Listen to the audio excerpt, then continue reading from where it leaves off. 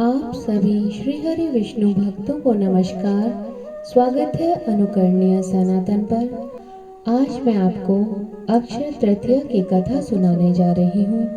आइए श्रवण करते हैं पावन कथा। सभी बोले श्री हरि विष्णु भगवान की जय। श्रीमन नारायण नारायण हरि हरि, भजमन नारायण नारायण हरि हरि। प्राचीन काल में एक धर्मदास नामक वैश्य था। धर्मदास अपने परिवार के साथ एक छोटे से गांव में रहता था।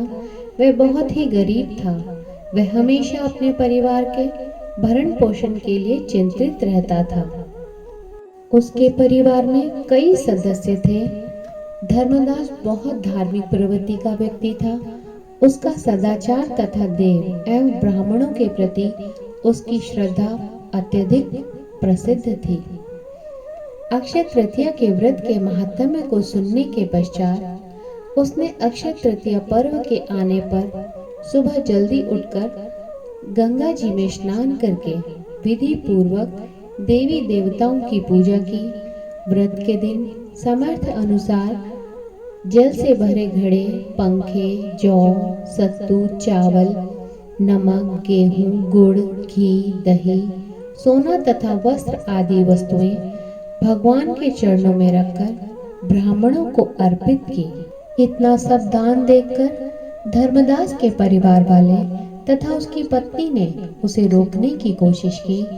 उन्होंने कहा कि अगर धर्मदास इतना सब कुछ दान में दे देगा तो उसके परिवार का पालन पोषण कैसे होगा।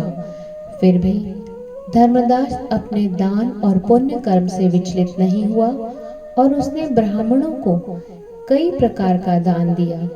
उसके जीवन में जब भी अक्षय तृतीया का पावन पर्व आया, प्रत्येक बार धर्मदास ने विधि विधान से इस दिन को पूजा एवं दान आदि कर्म किए।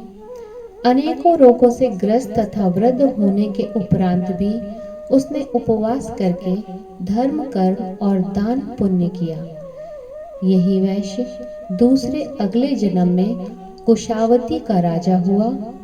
मान्यता है कि अक्षय तृतीया के दिन किए गए दान पुण्य तथा पूजन के कारण वह अपने अगले जन्म में बहुत धनी एवं प्रतापी राजा बना। वह इतना धनी और प्रतापी राजा था कि त्रिदेव तक उसके दरबार में अक्षय तृतीया के दिन ब्राह्मण का वेश धारण करके उसके महायज्ञ में शामिल होते थे। अपनी श्रद्धा और भक्ति का उसे कभी घमंड नहीं हुआ। वह प्रतापी राजा महान एवं वैभवशाली होने के बावजूद भी धर्म मार्ग से कभी भी विचलित नहीं हुआ। माना जाता है कि यही राजा आगे के जन्मों में भारत के प्रसिद्ध सम्राट चंद्रगुप्त के रूप में उत्पन्न हुए। जैसे भगवान ने धर्मदास पर अपनी कृपा की, वैसे ही जो भी व्यक्ति इस अक्षय तृतीया की कथा का महात्म्य सुनता है और विधि विधान से पूजा एवं अर्चना दान आदि करता है, उसे अक्षय पुण्य एवं यश की प्राप्ति होती है। सभी बोले श्री हरि विष्णु भगवान की जय। आप सभी का इस कथा को सुनने के लिए धन्यवाद।